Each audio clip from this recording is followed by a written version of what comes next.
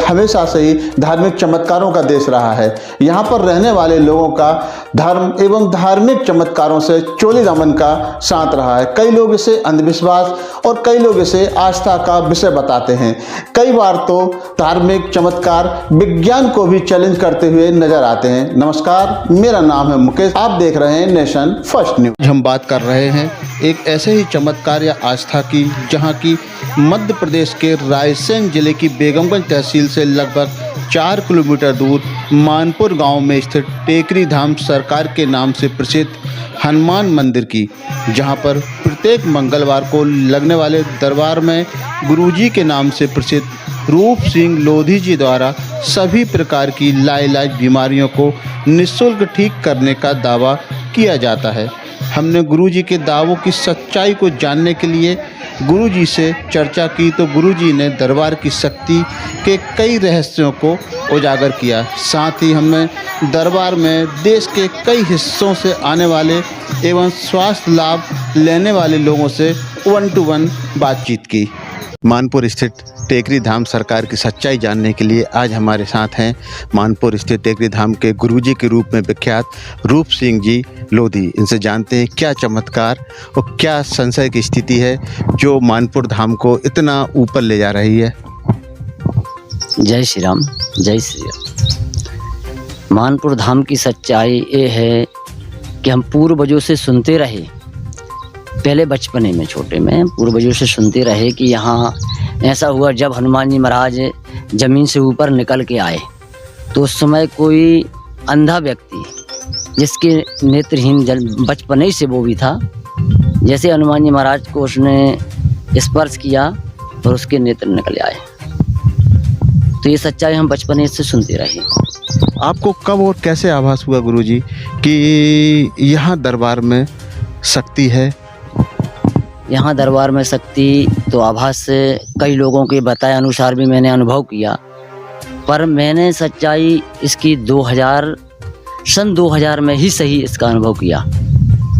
क्योंकि जब मैं उस दरबार में बैठने जाता था, पाठ करने जाता था, रामायण पढ़ने जाता था और मैं पाठ करता रहता था, तो कई बार मुझे कई प्रकार की आवाज़ें पाठ करने के समय में आवाज़ मिलती रही।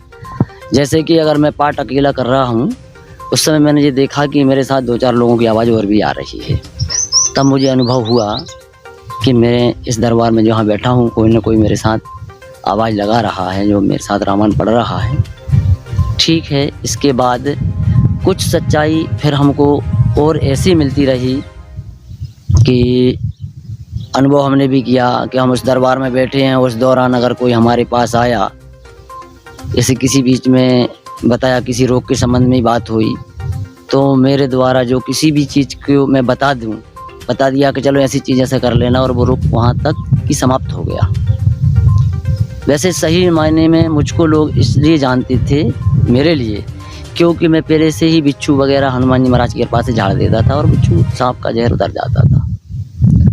तो सैकड़ों लोग तो मुझसे इस प्रकार से ही संपर्क में थे। तो ये सच्चाई तो है कि उनके नाम से मुझे आज भी कैसे ही बिच्छू सांप काट लिया गया हो मुझे बता दिया जाए तो बताने मात्र से ही बिच्छू सांप का जहर कट जाता है। नहीं, मेरा क्वेश्चन ये है कि टेकरी धाम के चमत्कार और सिद्धि, ये दोनों आपको कब आभास हुआ कि ये सारी सिद्धियां आपके पास हैं? ये सारी सिद्धियां मेरे पास मुझे हुआ 2004 में आभास, क्योंकि मैं तपस्या करने जाता था, जितनी भी मेरे पास समय रहता था मैं पूजन पाठ करता था। तो 2004 में 22 नवंबर की रात, यानी 22 नवंबर की शाम को मैं उस दरबार में गया पाठ करने, पूजन करने। तो पहले मैंने सोचा कि आज देव उठनी 11 जिस बोलते हैं, देव उठनी 11 थी। तो मैंने कहा जब आज सभी देव उठ ही रहे हैं तो आज हनुमान जी महाराज अगर दर्शन देते हैं तब मैं पूजा करूँगा। हनुमान जी महाराज का कोई आवाज़ ऐसा मुझे नहीं हुआ कि यहाँ भगवान की कृपा हुई, क्या मुझको दर्शन मिले, मुझे कोई दर्शन नहीं मिले। मैं वहाँ से अपने मन को रुष्ट करते हुए मैं उस दरबार से मैं भाग आया। अब मैं जब घर आ गया तो रात के 12 बजे मुझे श्री राम की आवाज़ का अनुभव हुआ, आवाज़ सुनाई दी। तो मैंने उठ के भी देखा कि यहाँ से आवाज़ आ रही कि क्या कोई बाहर आवाज़ लगा रहा है, पर वो आवाज़ मेरे आसपास गूंज रही थी। फिर मैंने विश्राम कर लिया। फिर उन्होंने कहा कि जो भी मेरे पास आवाज़ आई हो, अब प्रभु हनुमान जी महाराज की आवाज़ हो या किसी और देव की आवाज़ हो, पर आवाज़ इस बात की आई कि हम दर्शन देने आ रहे हैं। मतलब ऐसा मान के चाहें कि हनुमान जी महाराज ने आपको साक्षात दर्शन दिए। तो हनुमान जी महाराज की जब आवाज़ आई तो फिर मैंने उठ के देखा। उठ के जैसे ही मैंने देखा, एक क्षण मात्र इतनी तीव्र रोशनी हुई जो आज तक मैंने कभी ना देखी, ना हो सकता देखने को मिले। ऐसी आवाज़ से रोशनी इतनी तेज थी, 2 क्षण में मेरे वस्त्र चमड़ी से सब जल के राख हो गई। मैंने वस्त्र ये कितना पुरानी बात है गुरुजी? इसकी डेट है 22 नवंबर 2004। 22 नवंबर 2004 की रात की बात है। जब मैं जल गया, फिर मैंने आवाज़ लगाई, चिल्लाया। मेरे बाजू में हमारे बड़े पिताजी थे, उनने आवाज़ लगाई, परिवार जन सब जग गए, गांव वाले भी आ गए। फिर हमको उठा के भोपाल बेगमगंज ले गए। बेगमगंज के डॉक्टरों ने बोल दिया कोई अब इनका ट्रीटमेंट यहाँ नहीं हो सकता है। उनने भोपाल हमको लिख दिया, रेफर भोपाल का कर दिया। रेफर हम हुए तो भोपाल पहुँचे। फिर हम उसमें LVS हॉस्पिटल में 5 महीने एडमिट रहे, जब तक कि हमारी चमड़ी नहीं आई। चमड़ी आई, पर मुझे उस समय भी हॉस्पिटल में आभास हुआ जब डॉक्टरों ने ये बोला कि ये बंदा अब नहीं बच सकता, इसको पैसा लगाने से कोई मतलब नहीं है, आप ले जाइए। तो उस समय भी एक कोई स्वरूप मेरे सामने आया, किसी व्यक्ति के रूप में, कोई भी हो, देव शक्ति या हनुमान जी महाराज जो भी हों, वो मेरे पास आई और उस समय मेरे ऊपर एक दवा डाल के गई। जब वो बंदा डाल के जैसे जाता है तो मेरे ऊपर जो जलन आ रही थी, वो जलन मेरी समाप्त हो गई। फिर मैंने देखा, मैंने पूछा मेरी माँ से, जो मेरे साथ थे, हमारे बहनों साहब भी साथ थे, बहुत सभी लोग साथ थे। मैंने उनसे पूछा कि ये बंदा कौन था, ये व्यक्ति जो मेरे ऊपर दवा डाल के गया हुआ है? तो उन्होंने बताया कि यहाँ तो कोई आया नहीं है। मैंने कहा नहीं, अभी 2 मिनट हुए, आप दवा डाल के गया मेरे ऊपर। मैंने दवा दिखाई तो दवा तो मेरे ऊपर थी शरीर पर वो लोग भी ये समझते रहे कि जले की जख्मों पे से जी कुछ मवाद या जो भी बोले, जो सब मवाद आ रहा है। ठीक है। फिर मुझे आभास हुआ कि मैं अब ठीक हो जाऊंगा। हाँ, तो फिर मैंने बोल दिया उन सबसे कि अब छुट्टी मत कराओ, मैं ठीक होऊंगा, क्योंकि भगवान की कृपा है। वो दवाई डाल गए 4 लोगों के बीच में और आप लोगों को किसी को पता नहीं हुआ। तो फिर मुझे अनुभव हुआ कि मेरे पास न कुछ प्राकृतिक शक्ति आ रही है ना। इस प्रकार से फिर मैं 5 महीने एडमिट रहा। बाकी मुझे तकलीफ कभी नहीं हुई। चमड़ी नहीं आने के कारण वहाँ एडमिट मुझे रखा गया। पर ठीक होकर मैं आ गया जब से। फिर भगवान, फिर आपको इस चीज़ का एहसास कैसे हुआ कि आपके पास शक्तियाँ आ गई हैं और आप उन शक्तियों से दूसरे लोगों का उपचार कर पाओगे या दूसरे लोगों का उद्धार कर पाओगे? सबसे पहले तो शक्ति का मुझे इसलिए आभास हुआ क्योंकि जब मैं इतना जलने के बाद आज मेरे किसी भी अंग में जलने का दाग नहीं है। नहीं गुरुजी, इसमें तो ये एक कहें तो एक मेडिकली बात करें तो हो सकता है कि जो ट्रीटमेंट आपका चल रहा हो उससे आप रिकवर हो गए हों। आप इसको ऐसा कैसे बोल सकते थे कि ये कोई मतलब देवीय शक्ति से आप ठीक होके आए हैं? फिर क्या हुआ, 2005 में मेरी बच्ची को एक कुष्ठ रोग हो गया। मेरी दूसरे नंबर की बच्ची है, उस बच्ची को कुष्ठ हो गया। उसका ट्रीटमेंट मैंने काफ़ी दिन, महीने 2 महीने बेगमगंज के डॉक्टरों से कराया। यहाँ जब ठीक नहीं हुआ तो उन लोगों ने भोपाल की सलाह दी। फिर मैं भोपाल भी गया, 2-3-4 महीने भोपाल का भी इलाज कराया, पर रोग में रुकावट की कोई नाम नहीं था। रोग बढ़ते हुए जा रहा था। जब रोग बढ़ते हुए जा रहा था तो फिर मैं बहुत बेचैन था। पूजन पाठ तो मैं करता ही था दरबार में। फिर एक दिन मैंने अर्जी लगाई हनुमान जी के पास। जब अर्जी लगाई तो उन्होंने मुझे एक स्वप्न में एक बूटी का नाम दिया। फिर मैंने उसका उपयोग किया। उन्हीं के चरणों से जो जल उठाया, उस जल में मैंने उस बूटी को लगा के बच्ची को लगाया। ज़्यादा नहीं हुए, समथिंग 3-4 दिन में आधा हो गया और 2-4-8 दिन और लगे। इसके बाद वो रोग समाप्त हो गया और आज तक की समाप्त है। जी, हम आज विज्ञान के दौर में जी रहे हैं। तो आज के दौर में लोग ऐसी बातों को अंधविश्वास के तौर पर देखते हैं, तो आपके जो अनुभव हैं इसको किस तरीके से देखा जाए? अब देखो, जनता जनार्दन है, कुछ भी कह सकती है, अंधविश्वास भी कहते हैं, पर मैं कहता हूँ कि अभी प्रकृति पे भगवान की सत्ता है, माता आदि शक्ति परम सत्ता जो है उसकी सत्ता विराजमान है। और अनुभव की बात करें, जैसे कि आपने कहा कि विज्ञान का दौर है, पर मैं नहीं मानता कि विज्ञान का दौर है। जहाँ विज्ञान की शक्तियाँ समाप्त हो जाती हैं वहाँ दैविक शक्ति की शुरुआत होती है। नहीं, ये आपका ऐसा बोलना है कि जहाँ विज्ञान ख़त्म होता है वहाँ दैवीय शक्ति शुरू होती हैं, तो इसको आप कैसे एक्सप्लेन करेंगे? आपके केस में आप कैसे एक्सप्लेन करेंगे कि जहाँ विज्ञान ख़त्म हुआ, मान के चलो कि आपके पास कोई पेशेंट आया जहाँ डॉक्टर ने उसको मना कर दिया हो, क्या आपके पास ऐसे एग्जाम्पल हैं?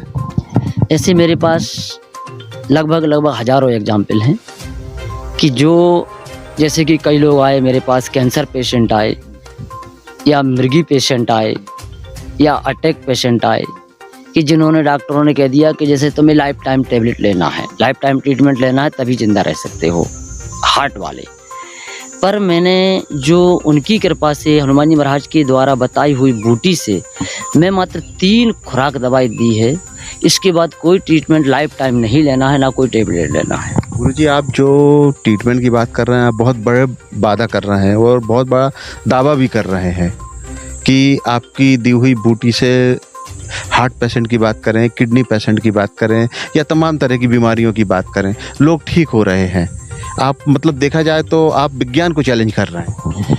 हाँ, इसको क्या है, हम विज्ञान को चैलेंज नहीं कर रहे हैं, पर विज्ञान से और हनुमान जी महाराज की या माता आदि शक्ति जगत जननी की तुलना की जाए तो कई गुना विज्ञान आपकी पीछे है। क्योंकि जहाँ विज्ञान की बात करते हैं आप, जिनको हॉस्पिटलों से भगाया गया, चाहे बम्बई टाटा मेमोरियल हॉस्पिटल हो, वहाँ से भी मेरे पास कई पेशेंट जिनको भगा दिया गया कि 2-4 दिन की इनकी लाइफ बची हुई है, इनका आप ट्रीटमेंट तो बचा नहीं है, इनकी सेवा है, जो भी आप आपके घर पे रख के सेवा कर लीजिए। ऐसे पेशेंटों को हो सकता है किसी भी द्वारा मेरी खबर लग गई और वो मेरे द्वारा उनके जो क्वेश्चन थे फ़ोनों पे पूछा, मैंने कहा भाई मैं कुछ नहीं जानता हूँ, हनुमान जी महाराज के दरबार में आप आ जाइए, अर्जी लगाना हमारा काम है, बाकी कृपा करना हनुमान जी महाराज का काम है। तो अर्जी लगाने के बाद जब वो यहाँ आए, वो अर्जी लगाई जब मैंने प्रभु के चरणों में प्रार्थना की, आज वो पेशेंट जिनके लिए डॉक्टर 8-10 दिन की ज़िंदगी बोल रहे थे, आज ऐसे पेशेंट आज बिल्कुल सुरक्षित है, नौकरियां कर रहे हैं, जिनके लिए मैं आगे आपको बताऊंगा और उनसे मिलवाऊंगा भी ऐसे पेशेंटों से। जी, आप बहुत बड़ा दावा कर रहे हैं, बहुत बड़ा दावा कर रहे हैं। आप टाटा मेमोरियल हॉस्पिटल से जिस पेशेंट को डॉक्टर ने घर ले जाने का बोल दिया, उसको आप ठीक करने की बात कर रहे हैं। आप इस इंटरव्यू के बाद हो सकता है कि आपसे इन सारी चीज़ों के एविडेंस भी मांगे जाएं, सबूत भी मांगे जाएं, तो उसको लेके आपको क्या तैयारी है आपकी? उसको लेके हमें तैयारी कुछ नहीं करना है। मेरे पास जो पेशेंट, पहले तो मैं कभी उनके कॉन्टैक्ट नंबर भी नहीं रखता था, क्योंकि मैं ये काम तो 20 साल से कर रहा हूँ, यानी 2003 से तो मैं कई लोगों को दवाई बता ही रहा हूँ। फिर मैंने उस दवा को जब अरेंज नहीं हो पाती लोग बागों के लिए, तो फिर मैंने उसका उपाय ये ढूंढा, मैं ही अपनी तरफ से दवाई तैयार करके देना शुरू कर दिया। और रही बात आप जो क्वेश्चन करने जा रहे हैं कि हमको बाद में भी कोई पूछ सकता है, आप कैसे उसको सॉल्व करेंगे, तो हमको उस चीज़ का डर बिल्कुल भी नहीं है। क्योंकि हमारे पास जो है, जो पेशेंट जो हमारे दरबार में जो पेशेंट आए हैं, उनके मेरे पास कॉन्टैक्ट नंबर हैं, उनका आप कॉन्टैक्ट नंबर ले लीजिए, उनकी रिपोर्ट जो पहले हॉस्पिटलों से उनकी रिपोर्ट मिली है, आप वो रिपोर्ट्स देखिए। इसके बाद जो आज की पोजीशन, उनकी पोजीशन देखिए और आज की रिपोर्ट्स भी देखिए। हमारा बिल्कुल मत मानो, हो सकता है हम झूठ बोल रहे हूँ, पर नहीं, पर इसकी जांच आप कर लीजिए कि आपकी तसल्ली कैसे होती है कि वास्तविक पेशेंट सही हुए हैं कि नहीं हुए हैं। ऐसे में ज़्यादा नहीं तो सैकड़ों पेशेंटों के नंबर मेरे पास उपलब्ध हैं, जिनको मैं आपको दे सकता हूँ। मंगलवार के दिन आपका दरबार लगता है, मैंने देखा है, नोटिस किया है कि दरबार में बहुत दूर दूर से श्रद्धालु आते हैं। बहुत दूर दूर से लोग आते हैं, क्या किसी तरह का कोई आपकी फ़ीस या कोई चार्जेस आपने डिसाइड कर रखे हैं, या जो भी लोग आते हैं उनसे आप किसी तरह के चार्जेस पे करते हैं? हमने आज तक 20 साल में कोई चार्जेस पे नहीं किया है। हाँ, जैसे कि अगर कोई बूटी हमको उपलब्ध नहीं होती है तो हम बूटी का नाम लिख देते हैं, आप खरीद के ले आइए उस बूटी को, क्योंकि जड़ी बूटी है, अब हमारे जंगलों में वो उपलब्ध नहीं हो पाती हैं, तो उसका तो चार्जेस आपको लग सकता है। पर मेरे द्वारा ना तो कोई चार्जेस, ना किसी भी प्रकार की फ़ीस, ना किसी भी प्रकार का चढ़ावा मेरे द्वारा नहीं बताया जाता है, ना ही यहाँ लगता है। निःशुल्क सेवा आज मैं 23 सालों से दे रहा हूँ, 20 साल से प्रॉपर सेवा दे ही रहा हूँ, और आज तक मेरे द्वारा 20 सालों में भी अगर कोई बंदा ये नहीं बोल सकता किसी को मैंने 20 रुपये का चार्जेस लगाया हो 20 साल में। गुरुजी, सुनने में ऐसा आया है कि आपके पास ऐसे लोग भी आते हैं जो जिनका कोई परिजन, अपना परिजन कहीं खो गया है, या इनकी कोई कीमती वस्तु कहीं खो गई है, या कुछ उनका वाहन, इस तरह की कोई चीज़ें चोरी हो गई हैं, तो आपके पास इस तरह के लोग भी आते हैं, उनके लिए भी आप सॉल्यूशन देते हैं? सॉल्यूशन हमारे पास तो कुछ भी नहीं है, पर ये है कि जैसे हमारे पास कोई आया बंदा, हमारी ऐसी चीज़ खो गई है, हमारा ये पशु खो गया है, कोई वाहन खो गया है, तो हम उसकी अर्जी हनुमान जी के चरणों तक भेजते हैं, प्रार्थना करते हैं कि हे भगवान, हम 3 दिन की बोले देते हैं, 8 दिन की बोले देते हैं, इतने के बीच में इनका सामान इनको मिल जाना चाहिए। और जैसे कि अगर मेरे मुख से निकल गया कि चलो ठीक है आप कहीं मत ढूंढो, वो 3 दिन में आपके घर आ जाएगा, तो ऐसे कई बार हुआ है कि मैं जैसे 3 दिन का मैंने टाइम दिया तो करेक्ट 3 दिन में ही वो वस्तु हो या कोई भी सामान या कोई पशु या वाहन, वो 3 दिन में उनको प्राप्त हो गया है। तो ये मेरी कला नहीं है, मैं तो अर्जी हनुमान जी महाराज के चरणों में लगाता हूँ, कृपा उनकी है, वो कर देते हैं।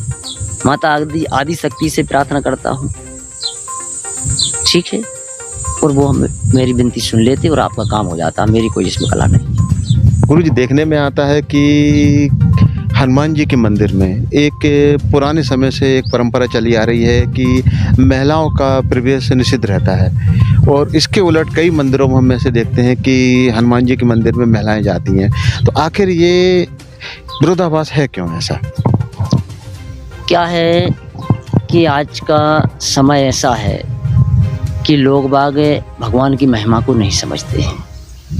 अगर महिमा को समझते, उनके पावर को समझते, तो उस चीज़ पे अमल करते। अमल नहीं हो रहा है, वो तो सिर्फ एक दूसरे को देख के, एक दूसरे के दिखावे के चक्कर में लोग बाग आ जा रहे हैं।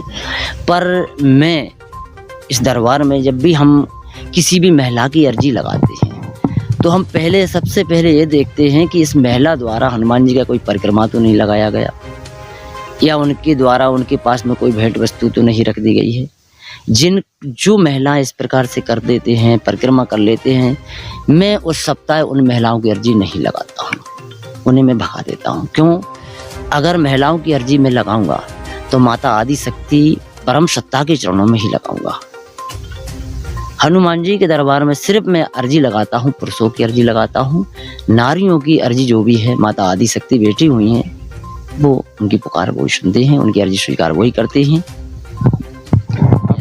आपके दरबार में कई तरह के लोग आते हैं, बहुत सी समस्याएं लेके आते हैं, कई पेशेंट आते हैं जो अपनी बीमारी को परेशान लेके आते हैं, लेकिन मैंने एक चीज़ नोटिस किया है कि कई महिलाएं ऐसी आती हैं और संख्या बल में बहुत ज़्यादा आती हैं कि जिनके यहाँ कहीं ना कहीं उनको बच्चों की प्रॉब्लम रही है, देखा जाए तो इसको कैसे आप सॉर्ट आउट कर रहे हैं? जैसे कि आपने बोला कि आपके दरबार में कई तरह के लोग आते हैं, तो हमारे दरबार में तो यहाँ सभी कौमों के लोग आते हैं, ना कि ऐसा कोई वो नहीं है कि दरबार कोई सिर्फ एक समाज के लिए हो या एक जाति के लिए हो।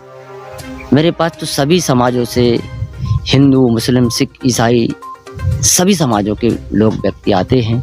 पर मेरा मानना है कि मैं इंसान की कौम को नहीं देखता हूँ, मुझे तो उसके भाव देखना है और उसका दर्द देखना है।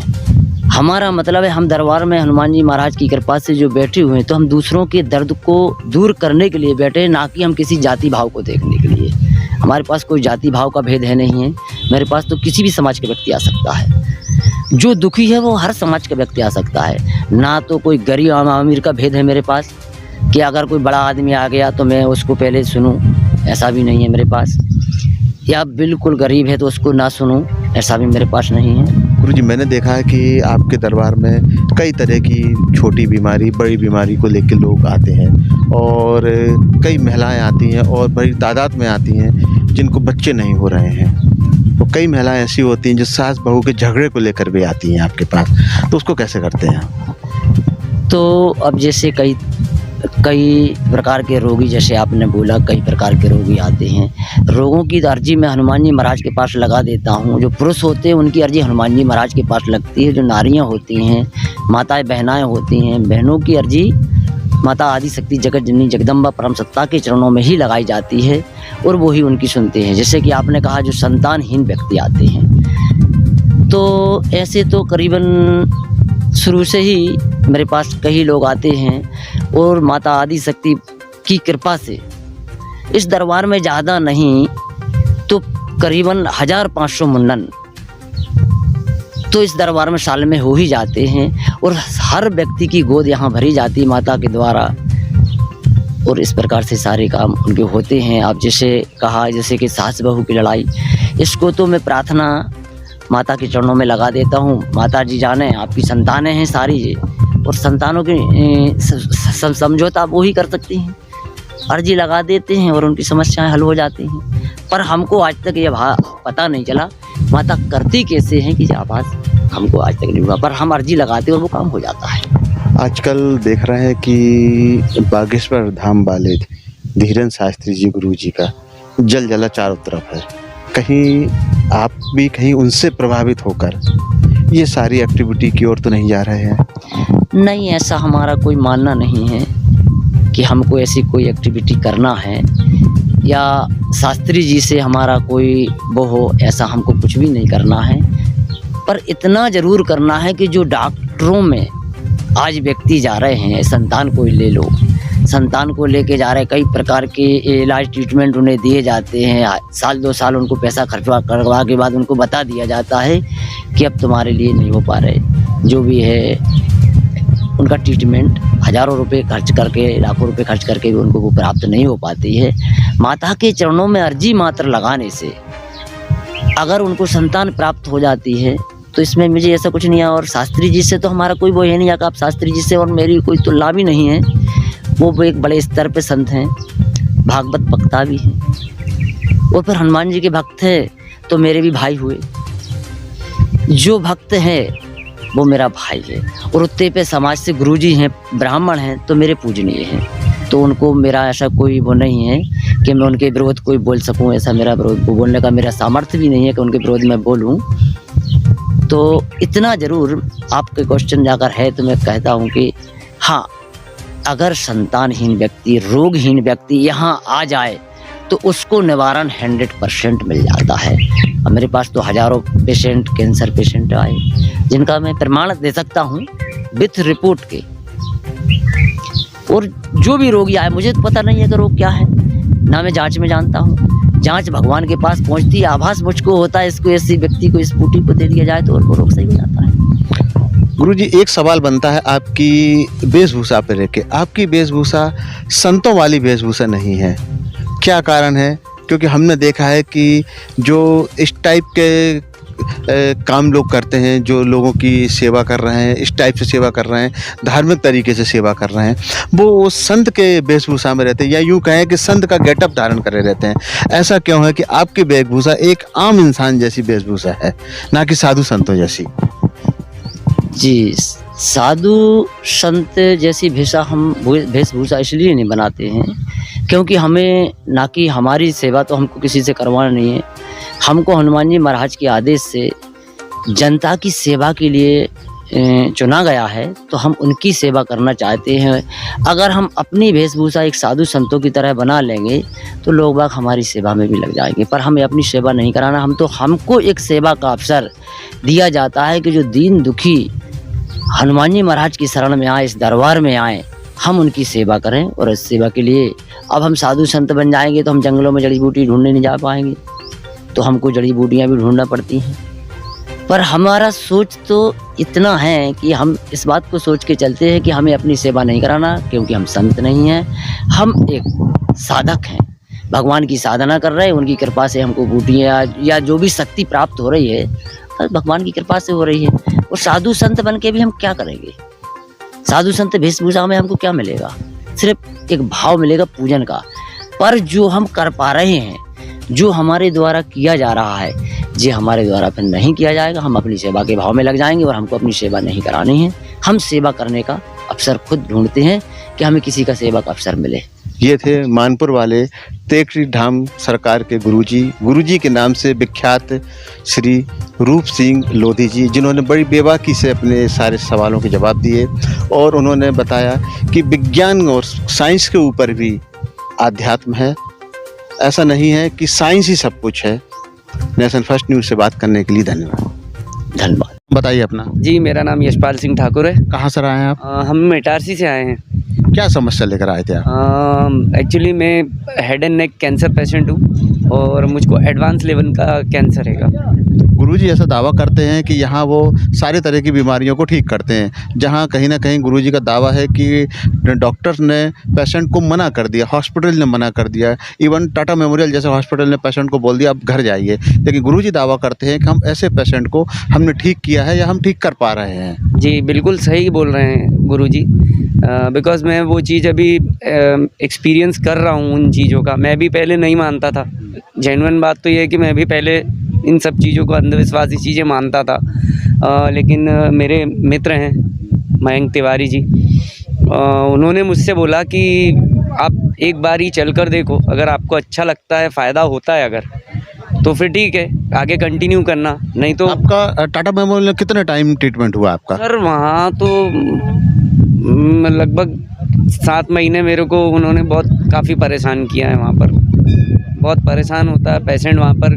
मतलब आप ये मान के चलिए कि मैं 0 से गया था और मेरे पास सारी रिपोर्टें भी रखी हुई हैं, सारे प्रूफ भी हैं। 0 से मैं गया था। वो अपन जाते हैं 15-20 दिन का ओपीडी मिलता है एक्चुअली मुंबई। लास्ट में उन्होंने क्या बोल के आपको वहाँ से डिस्चार्ज किया? उन्होंने बिल्कुल बोल दिया कि आपकी बीमारी लाइलाज है, हम कोई कुछ नहीं कर सकते अब। फिर आपको गुरुजी के बारे में मालूम चला? हाँ, गुरुजी के बारे में उसके बाद मालूम चला है मुझको।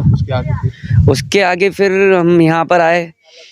यहाँ पर मैं जब घर से निकला था तब मुझको इधर इस साइड में छाला हो रहा था एक, और वो इतना पेनफुल, मतलब इतना दर्द था, इतनी तकलीफ थी कि मैं बात भी नहीं कर पा रहा था ढंग से। मेरे शब्द जो थे बिल्कुल अलग ही तरीके से निकल रहे थे और ये वाला साइड मेरा थोड़ा सा तिरछा जा रहा था सूजन के कारण। तो मतलब ऐसा मान के चलें कि यहाँ आने के बाद आप कहीं ना कहीं आपका जो बीमारी थी वो रिकवर हुई है? मैं तो ऐसा मानता हूँ। तो लोगों के लिए आप क्या संदेश देना चाहेंगे? लोगों के लिए बस मैं यही संदेश देना चाहूँगा कि देखिए, धर्म से जुड़ा हुआ अगर व्यक्ति है तो वो बिल्कुल आए, और मैं तो ये चाहूँगा कि आप लोग एक बार ज़रूर आएँ, बिकॉज़ कैंसर का अगर कहीं इलाज नहीं है तो यहाँ ट्राई करने में क्या जा रहा है भाई? आपको तो सभी जगह से मना कर ही दिया गया है, तो एक बार यहाँ पर आकर देखने में क्या प्रॉब्लम है? क्या नाम है आपका? मेरा नाम प्रियंका तिवारी है। हम अपनी मदर के लिए यहाँ आते हैं। कहाँ से हैं आप? हम इटारसी से हैं, प्रॉपर सागर से हैं पर इटारसी से आते हैं, हम वहीं रहते हैं, तो मदर के लिए आते हैं यहाँ पर। क्या प्रॉब्लम है आपकी मदर? मेरी मदर को पिछले 8 साल से 2015 से ओवेरियन कैंसर है और 2 बार वो ऑपरेट हो चुकी हैं, उनके कीमो हो चुके हैं, अराउंड 12 कीमोज हो चुके हैं। उसके बाद भी उनको रिकरेंस हुआ है ये तीसरी बार। तो आपको लास्ट जो हॉस्पिटल था कहाँ से उनको डिस्चार्ज किया? CHL Indore convenient hospital limited, जो LIG स्क्वायर पे है इंदौर में, बहुत बड़ा हॉस्पिटल है, वहाँ से। तो डॉक्टर ने जो लास्ट रिपोर्ट सबमिट किया है, डिस्चार्ज रिपोर्ट, तो आपको क्या कह के डिस्चार्ज किया? तब तो प्रॉपर क्योर हो गया था और वो रिपोर्ट्स मैंने भी देखी थी, प्रॉपर क्योर हो गया था, बट कैंसर का कोई भरोसा नहीं है। 6 महीने में कितना फैल जाता है, 3-4 महीने में, ये मैंने खुद देखा है। ज़रा में फैल जाता है, पता भी नहीं चलता। यहाँ आने का क्या उद्देश्य रहा? यहाँ हम पिछली बार जुलाई में आए थे, तब तो मम्मी का क्योर ही था, कुछ भी प्रॉब्लम नहीं था, पर मैंने सोचा था कि ठीक है, ये पैरेलली ये भी करके देख लेते हैं। कई लोगों से तारीफ़ सुनी थी यहाँ की, और मेरे भैया हैं जो 2020 में उनको कैंसर डिटेक्ट हुआ था जब कोरोना था, और उस कोरोना में वो इलाज नहीं करवा पाए, आने जाने की दिक्कत थी, तो उनका कैंसर बढ़ गया। और हमारे मम्मी के जो डॉक्टर हैं उन्होंने बोल दिया था कि ये 3 महीने सर्वाइव कर पाएंगे अगर इनको कीमो नहीं दिए गए तो, और कीमो दिए गए तो ज़्यादा से ज़्यादा 6 यहाँ के क्या एक्सपीरियंस रहा आपका? मेरे भैया जो थे उनको डॉक्टर्स ने 3 महीना ज़िंदा रहने का बोला था, और आज 3 साल हो गए हैं यहाँ की दवाई खा के, वो आज भी सर्वाइव कर रहे हैं और अच्छे खासे हैं, नौकरी भी कर रहे हैं। वो टाइम वो था जब वो बिस्तर पे आ गए थे, तो उनका तो ये क्या मान के चलूँ कि गुरुजी जो दावा करते हैं वो कहीं ना कहीं सटीक बैठता है? जी हाँ, वो कहते हैं बिल्कुल सटीक बैठता है। वो कहते हैं कि नहीं, गुरुजी दावा करते हैं वो कहते हैं सेकेंडरी है, बट एक्चुअल में प्राइमरी ये है कि एज अ पेशेंट आपको क्या लगा कि एक्चुअल गुरुजी का जो दावा है वो परफेक्ट है या कहीं ऐसी है? नहीं, वो बिल्कुल परफेक्ट है, क्योंकि जो जड़ी बूटियाँ वो देते हैं वो कहीं ना कहीं उसमें भगवान की सिद्धि भी होती है, और दूसरी चीज़ ये, वो जड़ी बूटियाँ शरीर में जाके काम करती हैं, तभी वो भैया भी खड़े हुए हैं। अभी अपने यश सर से बात करी, वो भी आपके सामने एग्जाम्पल है। हमारी मम्मी भी अच्छी खासी अभी सर्वाइव कर रही है। बताएं। जी, राम लखन साहू नाम है, बेगमगंज के निवासी हैं। क्या समस्या आई आपको? हमें पापा जी को टीबी की शिकायत थी, हमने सागर में दिखा लिया, बेगमगंज सरकारी हॉस्पिटल में दिखाया। उसके बाद यहाँ बेगमगंज से यहाँ पर डॉक्टर साहब ने रायसेन रेफर कर दिया, और वहाँ पर रायसेन वाले डॉक्टर ने वापस भेज दिया कि आप भाई अब घर पे जाइए, सेवा कीजिए। नहीं, टीबी का तो गवर्नमेंट में मतलब इलाज देखा जाए तो कंप्लीट इलाज है, आपने लिया नहीं क्या फिर? नहीं, हमने पूरा इलाज लिया, उसको बोला डबल से टीबी हो गया था, फिर भी इलाज पूरा लिया। उसके बाद भी उनको उसके बाद उनको खून की उल्टियाँ आना स्टार्ट हो गई थी, तो फिर डॉक्टर साहब ने वहाँ से मना कर दिया कि आप घर पे जाके सेवा कीजिए। मतलब डॉक्टर ने डिस्चार्ज रिपोर्ट में ये लिख के दे दिया कि आप घर जाएं और सेवा करें। जी। फिर उसके बाद फिर हम घर आ गए। उसके बाद हमें फिर 2-4 दिन बाद यहाँ गुरुजी का यहाँ का स्थान का पता चला, फिर हम यहाँ पर आए। गुरुजी के यहाँ 3 मंगलवार पहले आए, यहाँ हमने अर्जी लगाई, फिर गुरुजी ने दवाई वगैरह दी। उसके बाद फिर इनका उसके बाद धीरे-धीरे आप खुद देख सकते हैं। तो दादा कैसे हैं आप? ठीक हैं आप? ठीक है, बिल्कुल। सब गुरुजी की यही कृपा से ठीक हुए हैं? भगवान की कृपा है। अब बिल्कुल नॉर्मल है, बिल्कुल ठीक है? बिल्कुल सही है, कोई दवाई नहीं लीजिए आप। नाम बताएं अपना। प्रहलाद सिंह चौहान। क्या समस्या थी आपकी? मेरे लिए पानी की समस्या थी। खेत में पानी की समस्या थी। मेरे पास पानी नहीं था, और भाइयों के पास तो पानी था, मेरे स्वयं के पास पानी नहीं था। तो गुरुजी इस टाइप का भी बताते हैं? अभी तो हमने सुना था सिर्फ बीमारियों का बताते हैं, या ये पानी नहीं निकल रहा खेत में, ये भी समस्या? मेरी समस्या हल हुई है साहब। मैं अपनी अर्जी लेकर आया था और मेरी अर्जी का समाधान हुआ। आपने अपने लेवल पे भी तो प्रयास किए होंगे ना? नहीं, अपनी लेवल पे किए, लेकिन निष्फल रहे थे। 2 बोर और करवाए थे पहले, लेकिन उनमें इतना पानी नहीं था।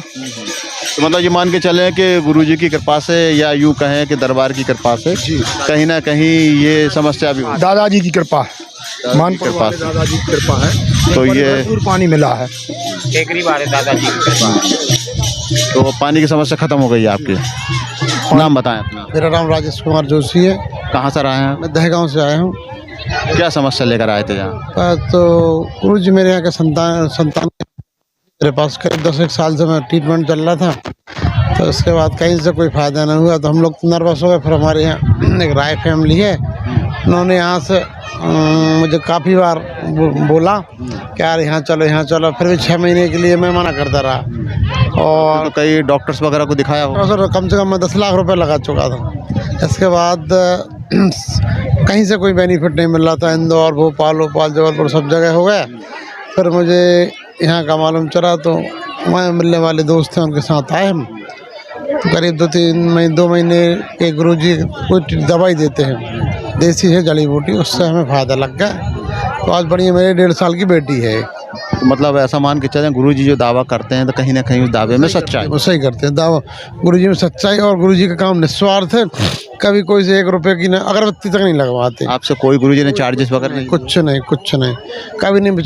बेचारे 24 घंटे हेल्पिंग नेचर है। कभी भी कभी मंगलवार कैसे आ जाओ, 1 रुपये का कोई काम नहीं है। इसलिए ये गुरुजी का ये चल भी रहा है, मतलब लोगों की आस्था भी बढ़ रही है इसके लिए।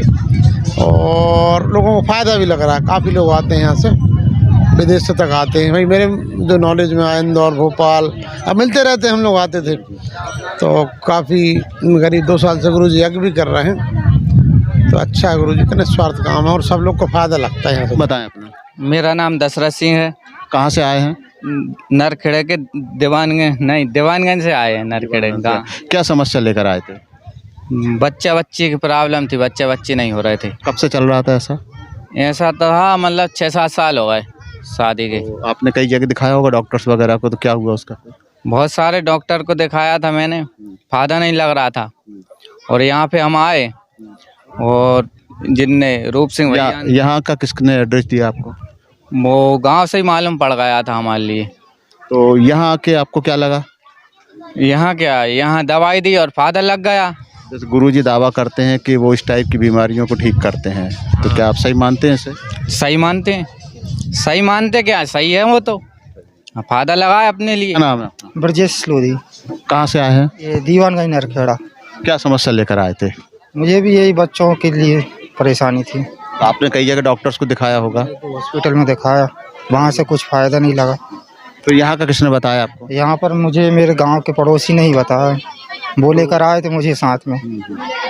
और यहाँ पर आने के मतलब 3 मंगलवार को बुलाते हैं वो, तो मुझे एक पहला मंगलवार हुआ पूरा और फ़ायदा लग गया मतलब। तो क्या गुरुजी जैसा दावा करते हैं कि यहाँ गुरुजी के पास कहीं ना कहीं सिद्धियाँ हैं, तो उसको सही मानते हैं आप? अब मुझे फ़ायदा लगा है तो मैं तो मानूंगा ही। आप ऐसा सही मानते हैं इसे?